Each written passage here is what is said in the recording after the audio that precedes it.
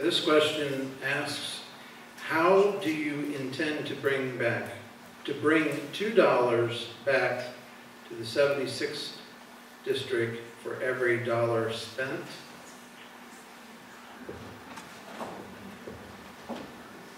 Well, not ever being an elected official, I'm not sure exactly how I would do that, but I'm sure Mr. Hanna's got a long story for that, bringing the money back, which he's done a good job at that. But what I'm concerned about is government regulations.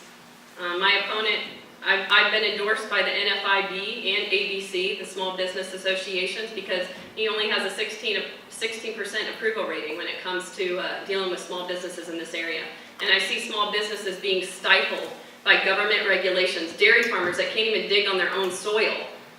And we must push back government regulations so we can create jobs, so we can bring money in this area. That's how I want to bring money into this area, is actually create jobs here, so that we can pull back government regulations, have less taxes, which my opponent sided with Governor Wolf on the tax increases time and time again, because that's what Governor Wolf's middle name should be, is taxes, a tax increase.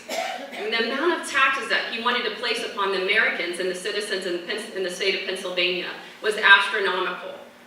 And so I want to push back government regulations so that we can see jobs come back to the 76th district. And that in return will bring money back into this area for our farmers, for our small businesses. I've talked to the auto auction dealer where he said, I cut off an expansion that I was going to do here, which would have created 50, 60 jobs, but he decided not to do that because of the amount of government regulations placed upon him. He said it wasn't worth it, and that's stifling this area and killing jobs in this area.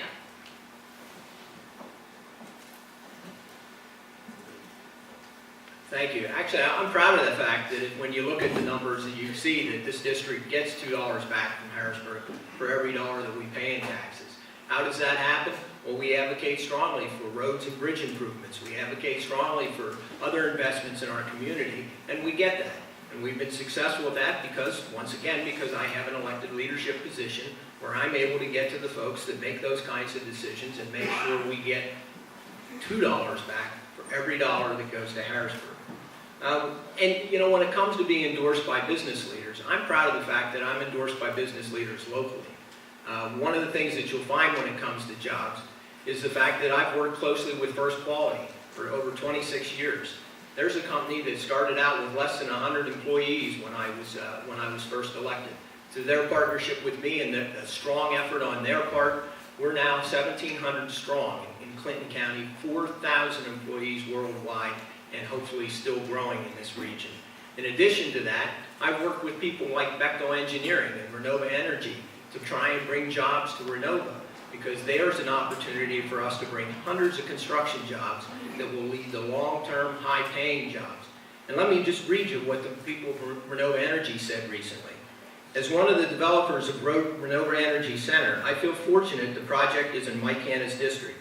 From day one, Mike has exhibited the perfect balance between being a strong advocate and protector of Clinton County and the borough of Renova, and making sure that there was access to the people and the information necessary to develop the project.